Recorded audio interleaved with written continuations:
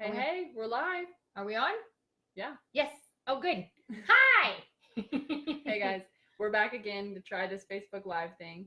We'll see if it works better this time. Maybe worse. Who knows? We'll find out. I didn't think the last one was so bad. That's fair. Go for it.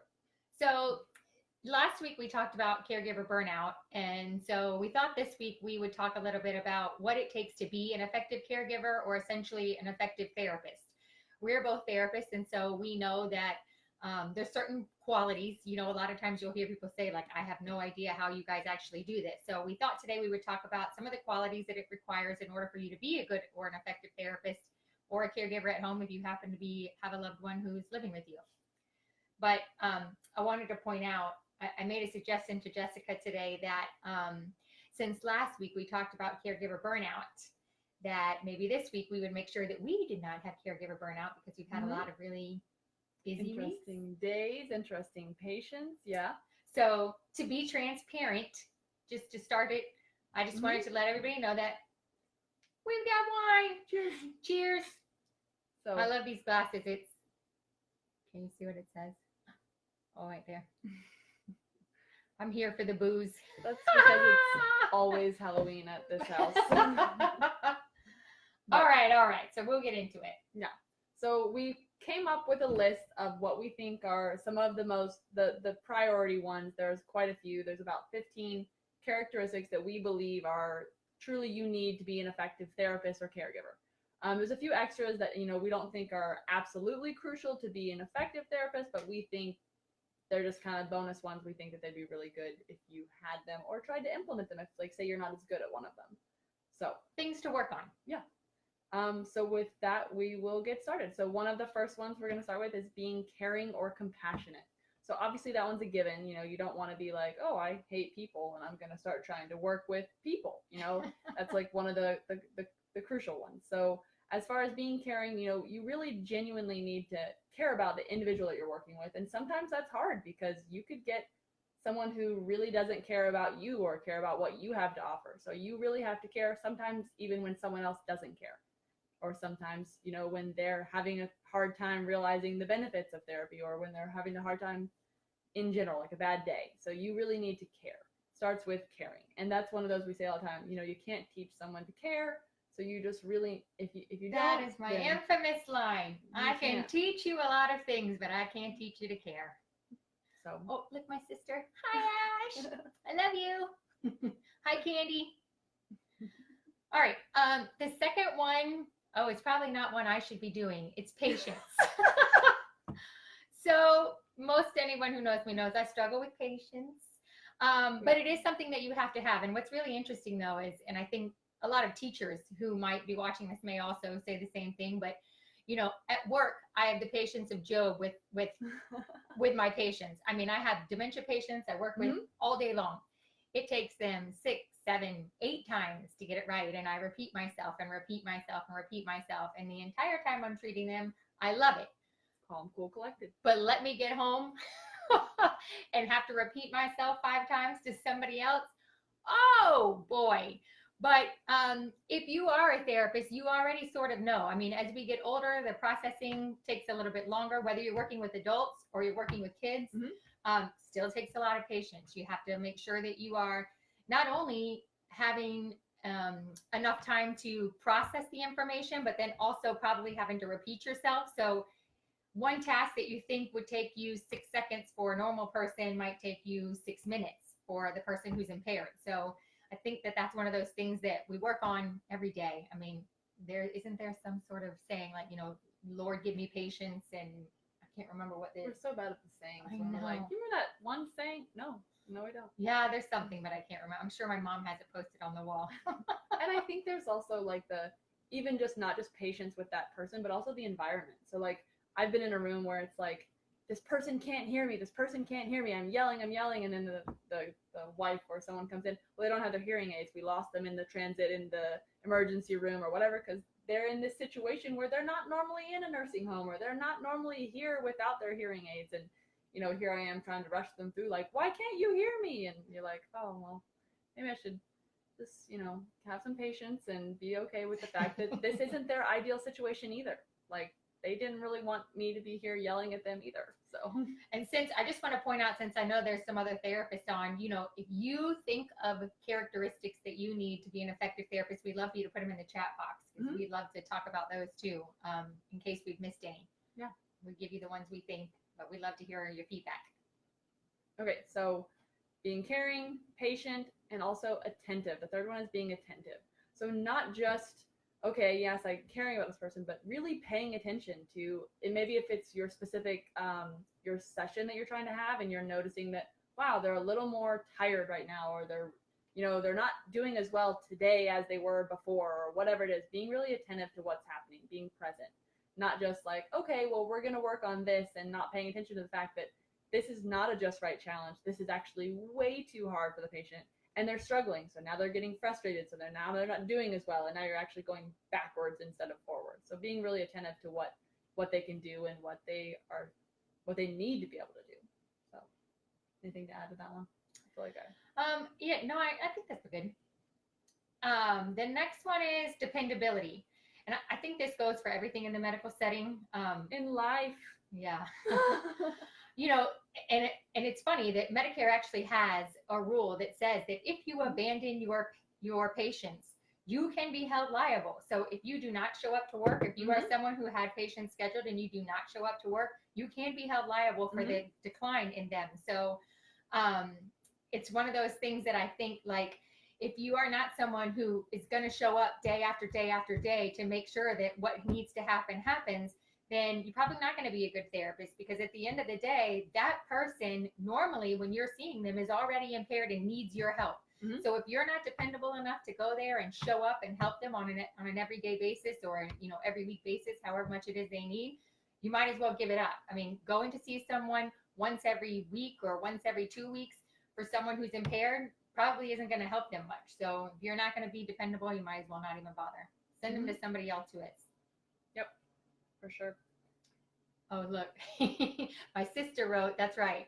So I have this saying, I say, my sister writes it in the thing: patience is a virtue, possess it if you can, seldom in a woman, but never in a man. That's right. Good job, Ash. I forgot about that. See, she's got a better brain than I do. No comment. All right, trustworthy. Obviously, this one is also just a given. Like, you cannot be working with someone that they don't feel like they can trust you. If you're saying, oh, we got to go over here and do this because of, you're just making stuff up, then I'm not going to trust you either. And I don't want to work on what you're working on. And I want to feel like I can really trust you. If not, then what my goal is and what your goal is, we're not going to accomplish it, because I don't want to work with you and I don't feel that I can trust you. And that's on anything, whether it's, I'm giving you, we have patient information, so you can't be sharing patient information. I need to be able to trust that you're not going to just go and blab all of my issues that I'm having. Like, I'm having a bad day and I want to share with you. If it's relevant, absolutely, you need to share it to the correct people, whether it's psychology or with anyone else. But as far as, like, I don't need to just go and tell all the other therapists that the patient that I'm working with is having problems or whatever it is. So they really need to be able to have that rapport with someone and be able to trust someone. Like, you need to be able to trust your therapist for sure. Yeah. And so the next one is empathy. And I think that comes with the territory, right? Especially if you're working with the older population, they experience things. I remember, and I've told this story to many people, so I'll tell you guys, but when I first started working in the nursing home, I had been in the school system and I transitioned into the skilled nursing facility, and I was in my early 20s, just out of grad school, had gotten my master's, and all right, I'm going to try nursing home. And so I got in there, and my very first day, I sit down and I'm working with my patients, and I start having a conversation, and I think, man, they complain a lot. Like, I sit down and it's like, my leg hurts, my arm hurts, I haven't been to the bathroom, I needed prune juice. Like, I get all of these things, and I'm thinking, my goodness, they complain a lot. I mean, I've never heard so much complaints about in my life. And now in my 40s, I think, no wonder they were complaining so much. My knee hurts, my back hurts, I haven't been to the bathroom.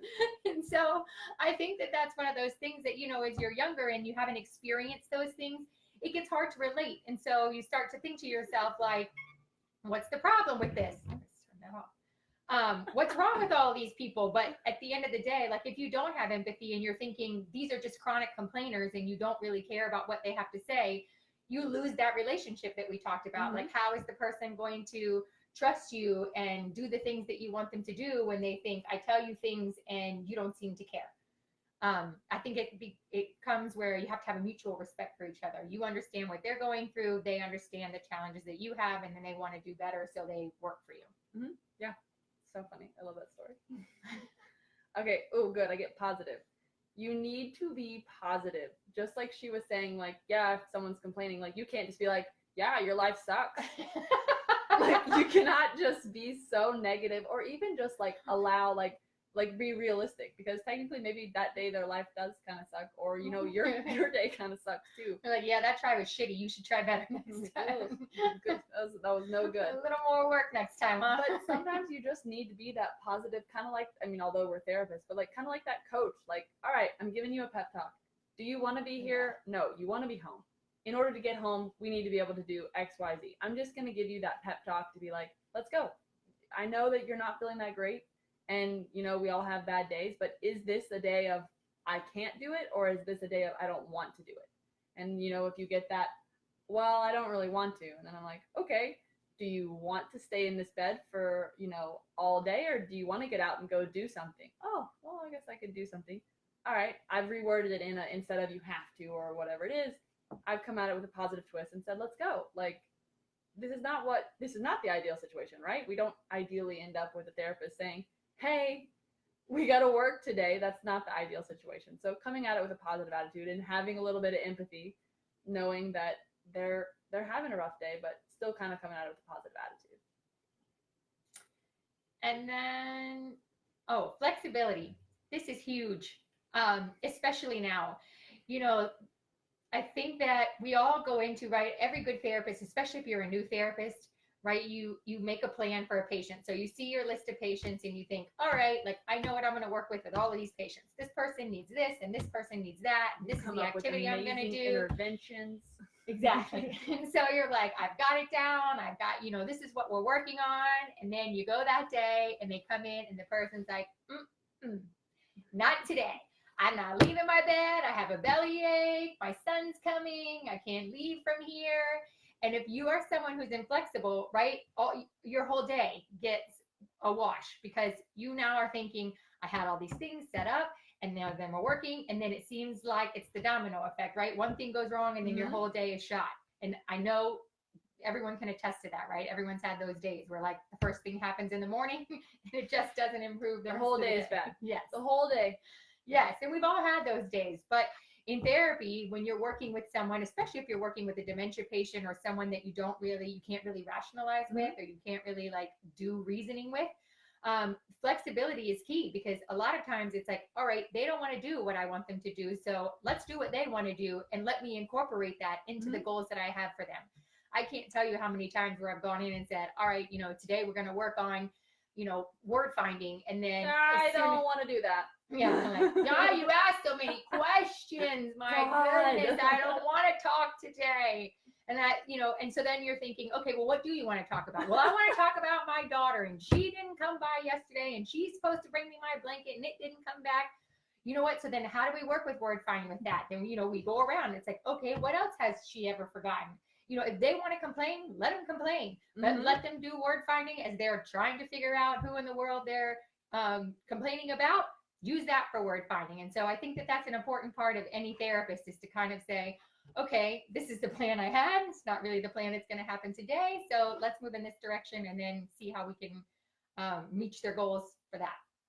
And really letting that roll off your back, because going back to burnout and all the things that kind of build up, if you're not flexible, and this has happened to you multiple times, like, I went in to see Miss So-and-so and she wasn't ready. Okay, move on.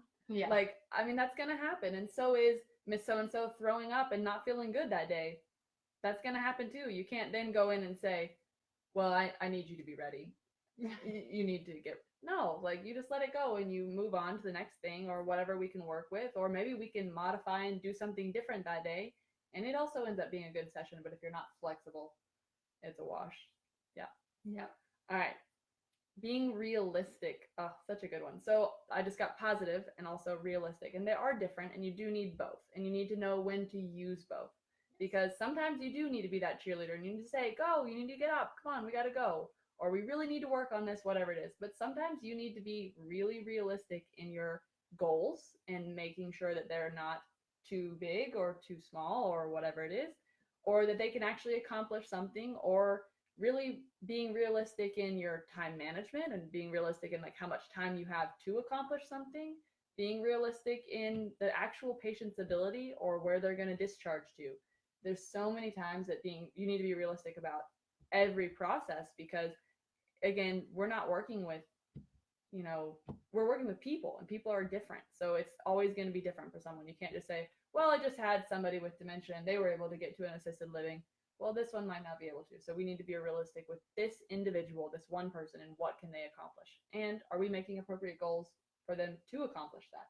Well, and I think this becomes a challenge. Like, every time someone comes in with an impairment, especially if they have a loved one or a caregiver who's very, very involved, and they'll come in and say, well, like, they're going to get better. Like, they're going to walk out of here and they're going to go home. And then they come to you as the therapist and they say, like, you're going to get them better and you're going to be able to send him home and he's going to recover 100%. And, like me, I've been doing therapy for 25 years. So I, for the most part, can tell when a patient comes in.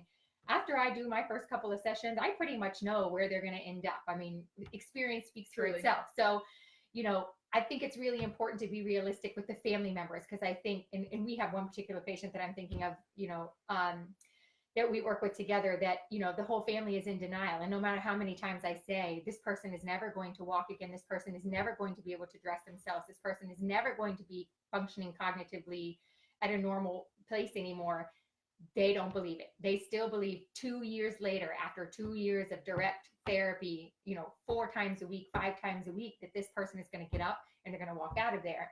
And so I think that becomes a struggle sometimes, right? Is that you're trying to portray a positive message while also being realistic. And I think sometimes therapists get up in the grandeur of, I'm a therapist and look at all these things I can do for your loved one. And so we start to think like, oh yeah, of course I can do that. And then everyone's disappointed at the end of the session when they didn't make enough progress. So I think, like, along with realistic goes like the humbleness of, what can you feasibly do? Like, you're not God, we can't fix everything. We try, God love us, we try, but at the end of the day, there's only so much we can do. I mean, it's really up to the person and their body as to how well they recover. So I think for me, like, I think about realistic, and I think the biggest struggle for me is not necessarily the realistic in making the goals, which I think is definitely something you do so that you can get reimbursement. Because again, if you're not realistic in your goals and you're not reaching them, then you don't get reimbursed for all of the treatment that you do. And Medicare uses that as part of their guidelines for it. So, but then also being able to be realistic to the family and say, listen, this is what I expect out of here. And the earlier you can do that, the easier it is for them, or the more time they have to make plans with what the future holds. Yeah, it may be sad to say it, but if it is realistic, then they need to know. Yeah. I probably went my direction because that's my soapbox lately. Yes. Why do you have 7 goals, therapists, for a 2-week period? What do you expect to accomplish doing all of those? That's just soapbox, just completely unrelated. Be realistic with how many things that you can feasibly accomplish.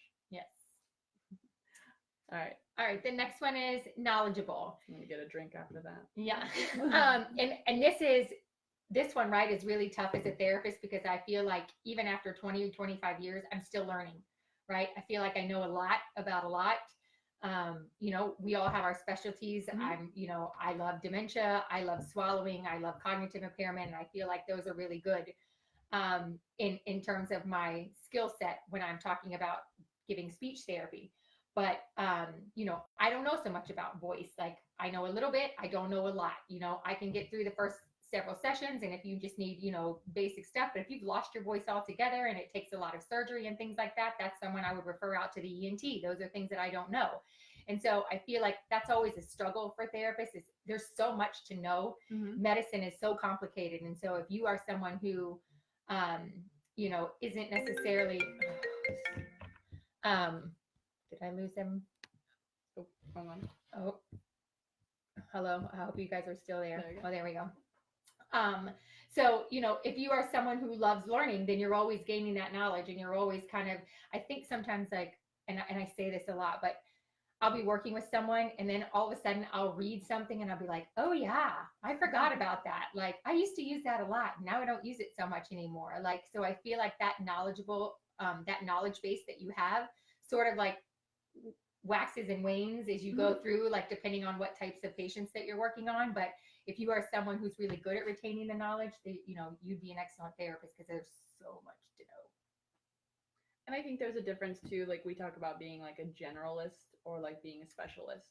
So Yes. like if you're someone who only works with, stroke patients, that's really where your knowledge is. And if you randomly get a hip fracture, you're probably like, what to do with this person? And you do, Right. but most of what you've been actively working on has been stroke, CVA. Like that's where your working mind is. So it's there, and you just have to kind of go back to it. Or sometimes that's when we brush up on our continuing education and we say, you know what, I've been getting more of these patients. I'm going to start to learn more about this because I haven't been able to, or whatever it is. Recognizing when I'm not knowledgeable in a subject. Right. Again, that's that humble part. Know when to refer. Okay. I've got astute or observant. And I think that goes back to being attentive very similarly. But I think specifically, I think of PT and OT and being, well, I mean, I guess you guys would do this too, like being really observant to like, let's go with like orthostatic hypotension. Like this person is standing and they look okay, but and you've read their chart and you understand that they have this and that they may just be okay for a second and then all of a sudden they're not okay. And if you're not observing and you're thinking, hold on 1 second, I'm going to grab this or whatever it is, and you're not really paying attention. And I don't mean like, oh, whatever's going on. No, some people you need to be really paying attention, and we just don't need to get distracted. So we need to be really observant as to what the signs and symptoms, or hey, we need to sit down, and they're not wanting to sit down, but you're recognizing they're breathing heavier, or whatever it is. Or the color change in their face, like they've gone from pink to white. Yeah, and they say they're fine, but you're observing that they're not fine. Yeah. I think the other one is like, that I always think of is like the wincing on the face, like they're doing something and you see this. It's like, does that hurt? No. You're like, okay, well, clearly it does. And then, because then whatever happens, right? Then the next day they come back to you and they say, oh my gosh, I hurt so bad. I can't do what you told me to do yesterday because it hurt. And it's like, if you're not paying attention to that and you're not attentive to the secondary body language of what's happening, then you don't pick up on it. And then of course, then they blame you for everything. And it's like, they're not the ones who are going to tell you what's going on because they think that that's what they're supposed to do and not necessarily like what they should be telling you. They have a cognitive impairment, limiting them from being able to accurately say, that's a great one. Here's what's the problem. That's a great one. And then you're noticing that wincing that's happening. And when you're asking them, are they in pain? They're saying no. But you recognize that they are in pain. Yes. Versus, oh, well, I want to keep going or I want to push or whatever it is. That the cognitive impairment may limit that. I am unable to identify that, whatever it may be. And you need to really observe, hey, this is what it looks like, and I need to be more aware of that. I need to back off. I need to not push as hard or whatever it is. So being really observant. Yeah. And then the next one is critical thinking or problem solving skills. I think that, and again, this goes back to your flexibility, right? So if you go with someone and you are noticing that, let's say, especially if you're an assistant, and this has happened, of course, because I was the rehab director, I hear all about, everything, but, let's say a therapist who's not generally in the building comes in and they evaluate a patient and they make these random goals. And then the assistant goes in the next day and they see them and they think none of these goals are appropriate. So I'm reading all of these things, but I can't get this patient to do any of these things that we're working on. Like we need to modify, but like, if you are not someone who has critical thinking skills and you go in and, the goal is for the patient to be able to name 10 things, but they can't say their own name, they're probably not going to be able to do that. And so then how do you get to work around what you need to do? So it's like, okay, I know that this goal isn't appropriate. And so what can I do to help get to this goal? Because as therapists, right, we have short-term goals and long-term goals. And so the way that we do that is we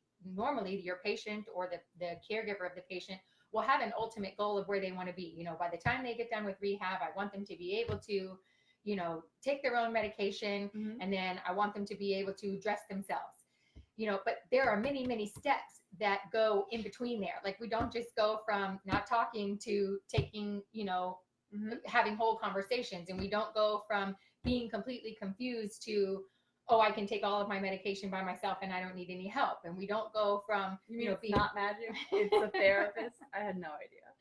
So we don't go from me having the whole right side paralyzed to all of a sudden being able to dress ourselves in 5 minutes and out the door.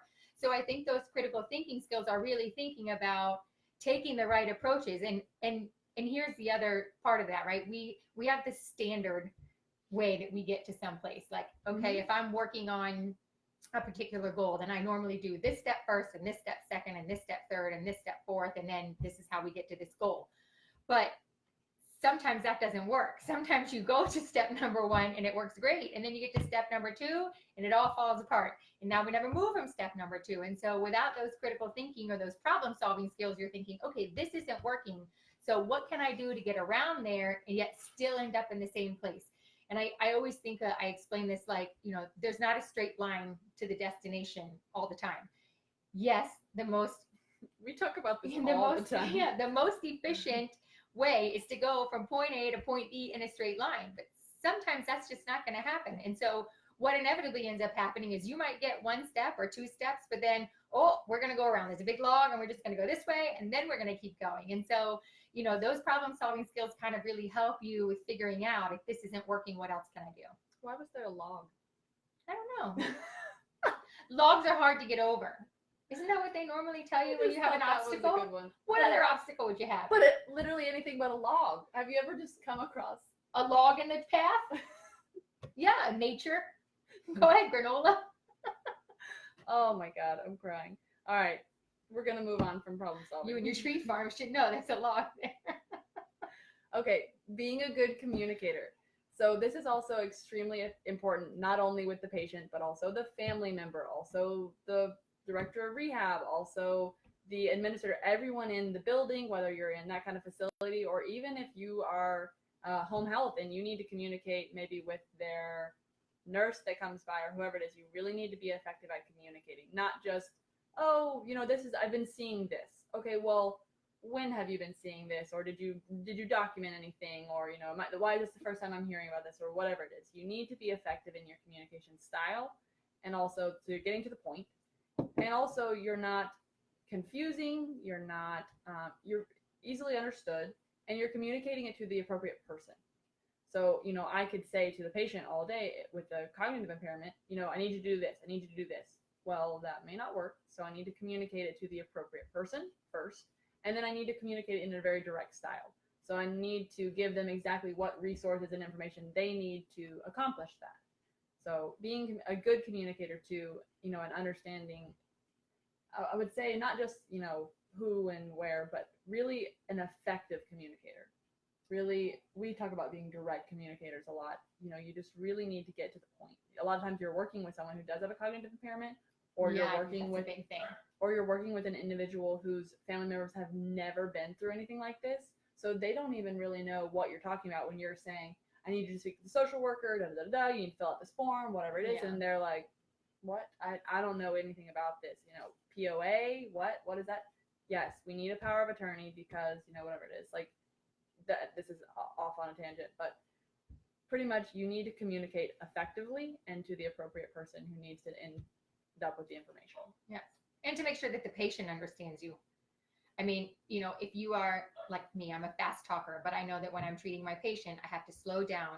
You are, a lot of times we're giving simple sentences, especially when we have someone who has like a stroke, and that would have been a better way to explain I think like for physical therapy, like this is one of the things I think about all the time. Like, my physical therapist, I love them. I do, but they don't understand cognitive therapy at all. And so what I find is, they get into the gym and they go, okay, now the next thing we're going to do is you're going to raise your leg up for 10 times, do the right leg 10 times, and then the left leg 10 times, and I'm going to put 2 pounds on you. And I'm thinking, they got none of that. I don't have a cognitive impairment. That still sounds like a lot to me. But. So, and I think that that's one of the things we have to really think about is, are we giving them the message in the most simple terms so that if someone does have a cognitive impairment, or even if they're just hard of hearing or, any of that kind of stuff, that they're not getting the message mixed up. So it's like literally, 1 or 2 step directions, like kick your right leg up 10 times. Or maybe it's waiting, like individuals with Parkinson's, like I've, yeah, I'm a fast talker too, and I'll give you all these directions, or even if I just give one direction, now I need to wait on you to respond, or whatever it is, letting them communicate as well. So. Exactly. And then the next one is to be detail oriented. And I think maybe I included this one because I used to be the rehab director. And so I read documentation and I'm a documentation stickler. But I think that that's one of the things, like when you're talking about reimbursement and you're trying to get money back from Medicare or insurance or one of those things, they really want to see a progression in the patient. They want to see that they've gone from max assist to mod assist to min assist, and what exactly is it that they've transitioned in. And I think a lot of times, like I'm reading documentation and I see like patient will improve gait pattern. Okay, great. But to what level? For how long? How many steps? Have they improved yet? How much assistance? Are we still planning on improving? What's the problem with the gait pattern? What are they doing that you don't want them to do now? How do I measure how much improvement is improvement? Are we just hoping, or we're going to do something about that? Like, how do you measure that? Like, how do you measure improved gait pattern? I don't know. Like, there needs to be some definition. I think about for speech, it's like patient will improve verbal output. Okay, like, but for what? Like, what are they going to be able to do them there? Like, at the end of the session, yes, give more detail. And so, one of the things I really worked with them about when I'm, counseling on documentation is there needs to be a level, like what percentage of the time are they going to be able to accomplish this? And then what specifically are they going to accomplish? Like, are they going to name something in a category? Are they going to be able to give me their orientation of the date and the time and the place that they're at? And then how much assistance are they going to need? Is it, all the time? Is it some of the time? Is it occasionally? All of those things. So I think, that detail oriented part comes in where you're really focusing on the specifics so that you can document progress. Because a lot of times we have patients who progress, but really slowly. Mm-hmm. And if you don't have all of those little details in, suddenly the patient looks like they're not going anywhere, even though they are. And I think about like range of motion is one of those big things, right? Like we work on these patients who have contractures, and so, OT might go in and they're working on this contracture. And so we write, patient will improve, range of motion for arm by 30 degrees. And so, okay, there's a measurement like 30 degrees. So we think, okay, so now we have something to measure by. But if we just write patient will improve range of motion in elbow. Okay, so now if I go in there and I document and I have, 30, 31, 32, 33, 34, I can show that, but then what's the reason? So, and we talk about this, like if I can do this and this, what do I get to do differently? Like, is there any function I can do between 30 and 31? Probably not. So I need the detail as to why are we trying to improve this so that I know what we're going to be able to accomplish in the end, because Medicare is going to say, great, they improved, but for what purpose did we have? There has to be a functional gain behind it. And so without being detail oriented, you really have to think about, why am I targeting the goal? How am I measuring the goal? And what am I going to accomplish if I get the goal? I think that's similar to with like from min to mod. Min to mod sounds simple. Like, oh, I'm going to improve from mod to min. So I'm going to improve from mod assist to min assist. Well, if you didn't make progress, then what do you say? Then, well, you need to be putting in the details of, either here's why we didn't make this progress, or here's what we did accomplish. We're close to this goal, or whatever it is. All of the details, because if not, someone who's reviewing it says, well, you've been working on this goal for a month. How come you haven't met this goal? Well, those details would really help, especially because we know that most therapists are not just doing silly therapy. They've been doing productive therapy, but if you're not documenting it well and being really detail oriented, then it may not show. Exactly. So, all right, last one for our 15 characteristics of an effective therapist is being organized. And this is different than detail oriented because a lot of the times you need to organize even just your own thought patterns of what you're going to accomplish that day, and being organized with what's going to go on. Or it may just be if you're, like, say you're in a facility and Mr. So-and-so is a morning person, Mrs. So-and-so is an afternoon person. I need to meet this person for a meal, whatever it is. If you're not organized with your day and really planning that out, you may not get them in the most effective treatment. So that goes from being, you're not being an effective therapist. So say I didn't see Miss So-and-so at lunch. Well, she's got all self-feeding goals. Then, what are you going to do? So, and you can be creative. You can come up with something else to work on. However, is that the most effective use of that patient's time? They only get so much time. So being really organized is both helpful for you, for your day, because you want your sanity and to be able to accomplish your own goals, but for the individual as well. Well, I also think that's kind of one of those things that actually speech and OT both teach a patient. So if you don't have the ability to organize your own life, you probably can't help them organize theirs. And I say this with the most love, but you know what I'm going to say. OTs, no, they're so haphazard. They are the creative. I love them. They're the free I need spirit. to add in like an insert at the bottom. Yes. This is a stereotype that Yes. Kelly has created. This is in no way affiliated with all of the views of healthcare straight up, of which half are an occupational therapist. This is true. Go ahead. But my OTs are usually, their desks all look a mess. They have all these. What's funny though is that they are organized in chaos, which I think is hilarious. And that is so many of them are like that. They have all of these things stacked up and it's like, I'm like, how do you find anything in here? But literally you can walk up to them and say like, where is the paper I gave you for that? And they're like, oh, don't worry. It's right here. And I'm like, okay, then you know what? Everyone has their own, I assimilate that to attorneys too. They have so many paperwork on their desk. I'm like, how do you find anything? But they seem to know where it's at. The point is, you need to be organized, even if it's chaotic, like similarly to the stereotype of occupational therapists. You still need to be organized. Okay, we're going to move on to our bonus. These are our 3 things that we think, although the last 15 were just being an efficient therapist, an effective therapist, these are kind of like, although you don't specifically need them, yes, we value them and we look for them if we're like in coworkers. We love these kind of people. As a director of rehab, like, we think these type of qualities are even better. Yeah. So these are our 3. Yes. I'll let you. So the first one, of course, and I kind of hinted on this, is good reading and writing skills, especially if you're an R.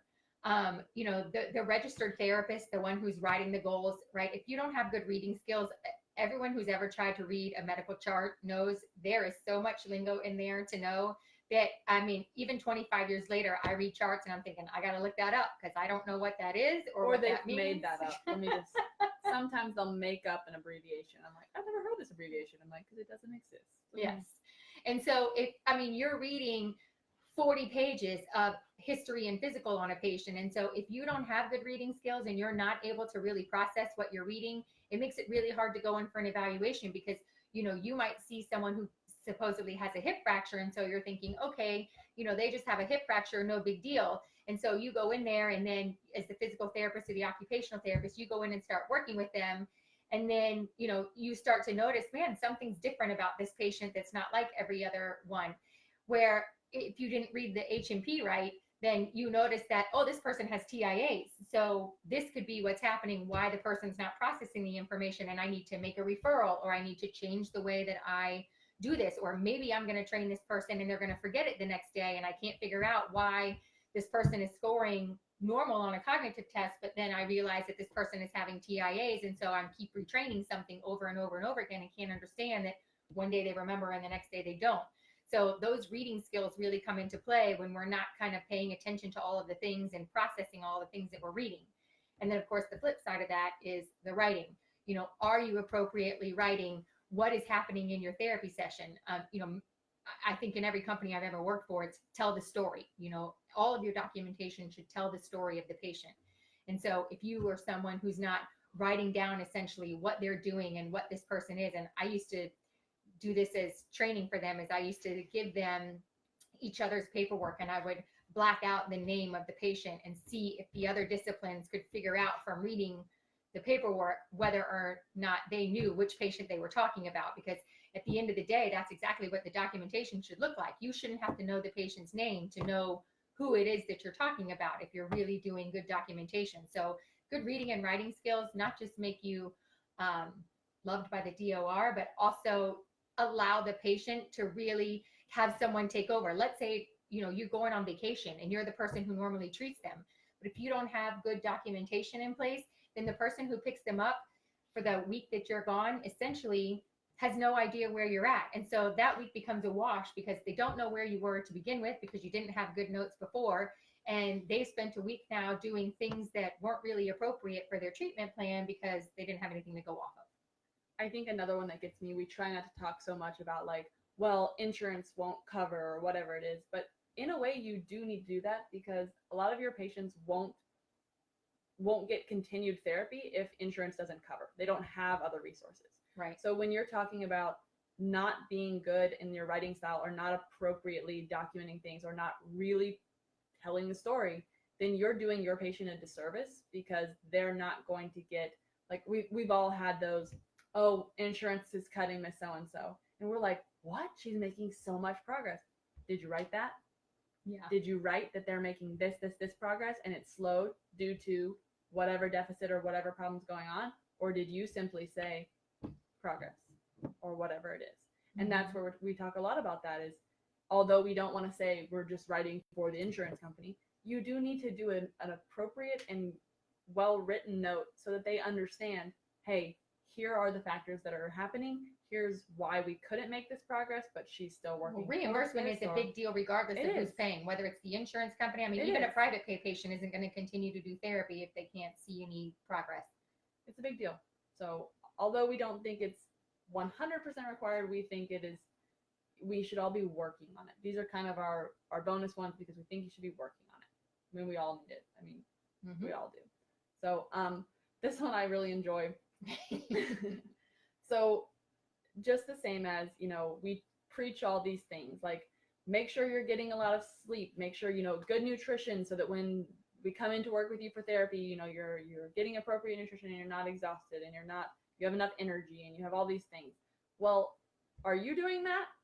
Can you say that you're working out and that you're going to exercise and you're drinking enough water and you're eating well and you're taking care of your body? And, you know, are you doing that? Like it's really a self-reflective. So it's, again, not a 100% criteria to be a therapist, but it's also, don't, you know, I'm not going to respect you as much if I'm coming in and, like, you know, you're saying, here's my best advice.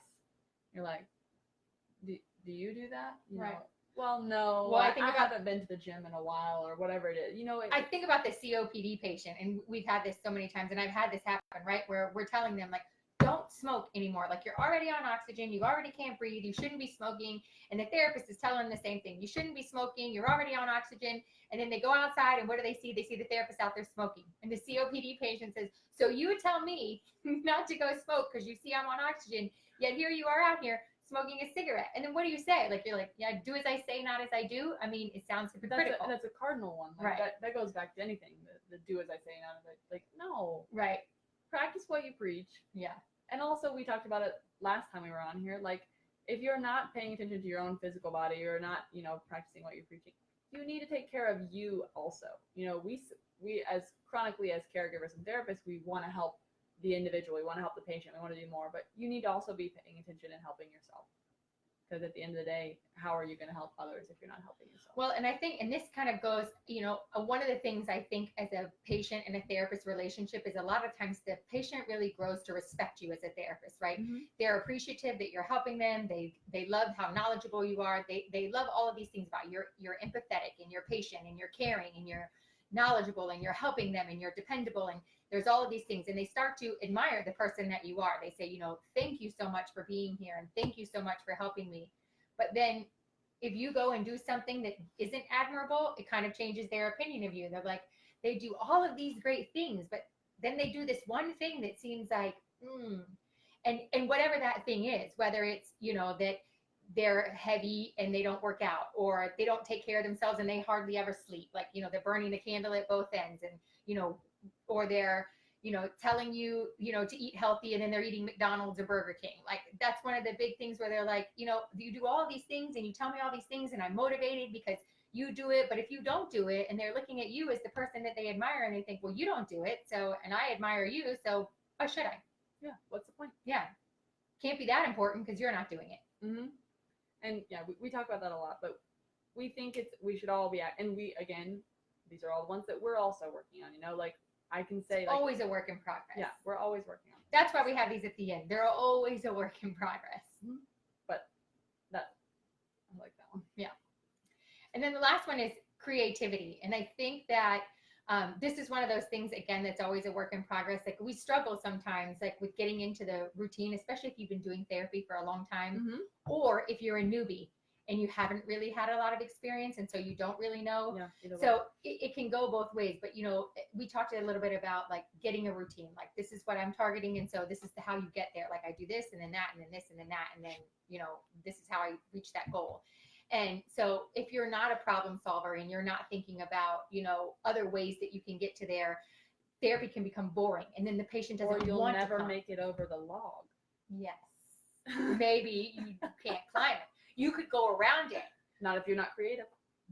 But you could have a pick and you could hook it and climb up. A pick. Yeah, like a nice pick. When you're with a log. Yeah, don't they climb the mountain with a pick? Isn't it called a pick? Yes. Why would you have a pick? Oh, Lord. You climb mountains with a pick. I'm almost sure of it. Someone comment. It's a pick. She challenged me the last time on my Google Pods, and I was right. So I'm going to be posting again. I'm not saying they don't exist. It's just unrelated. It's a pick that climbs rocks. So why couldn't you use a pick to climb the log? That's very creative. You're absolutely right. Isn't that how they? What about the phones? They use the strap thing, and I think they have a pick. I'm almost sure of it. In any case, so you have to be creative, and you don't want your therapy sessions to be boring. Like they get to the point where, like, if you're doing the same thing every day, they get tired of coming to therapy. They don't want to hear the same thing every day. Like, oh, we do this. It's boring. It's the same thing, like eating the same, like going on a diet and you eat the same food every day. You don't stick with it because it gets boring and you're over it. I think about it with my clothes, right? It's like, oh my gosh, if I wear the same thing every day, it's boring. So you start to be creative. What can I put together that will make this patient more engaged? So maybe instead of working on, squeezing the ball or squeezing the handle, maybe we do something functional that, play cards or something. And, in speech therapy, sometimes I play the iPad, and then, sometimes we just go for a walk and we do things on the fly. So I think that creativity is something that you don't necessarily have to be creative, but it certainly helps in the progress, and it helps the person be more engaged. Because it may also, you may find when you pull out that deck of cards that person, I've literally had this happen, they were a blackjack dealer. Like, I'm like, do you know how much I got out of that session compared to what I got out of all the ones before? Totally different session. And you didn't know that until you tried something else. Yeah. You're getting a lot of no, or they can only stand, their longest standing tolerance is like a minute, maybe. And you're like, well, they're never going to be able to get up and go to the bathroom and do all these things. And then you get out the cards and all of a sudden they're standing for 8 minutes and you're like, okay, it's not a physical deficit, it's this. So we need to make this more engaging. How can I actually make progress? How can I actually improve this? You do kind of have to be creative. You might find you get more out of the patient that way. And occupational therapy is usually really good at that. They're usually really good about crafts and things that I never think of, like, oh, let's do painting. And I'm like, painting? And they're like, yeah. And then all of a sudden you see like these masterpieces that come and you're like, oh, guess we should have done that earlier. Or a rock garden, whatever you think that you can feasibly accomplish if you're not a painter. But I think also like being creative with, so I've seen, a speech therapy session and gone, I see that they're really, meshing well with whatever that conversation, that let's try to continue it, or let's try to model that success that she's having with them. Because sometimes we look at, it's not just, here's all the things that I can do. It's how can I make this, the thing that I usually do, more entertaining for that person, or whatever it is. Being creative, not just in the session, but in the actual, how you use your therapeutic use of self. Are you going to just sit there and, well, I don't really want to participate either if someone's not talking to me or whatever it is. We feel the same way. So yeah.